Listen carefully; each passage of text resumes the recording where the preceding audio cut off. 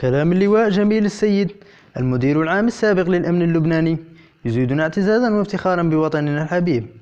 الجزائر لا تصطف إلا مع الحق وتدرك أن العروبة ليست شعارا فارغا بل وقفة عز في زمن الذل.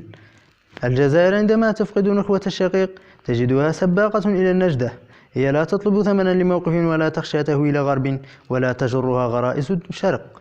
هي لا تصطف إلا مع الحق في قضية فلسطين ومع الإخوة في مساعدة سوريا وشعبها. بلد المليون الشهيد يدرك أن العروبة ليست شعارا فارغا بل وقفة في عز في زمن الذل.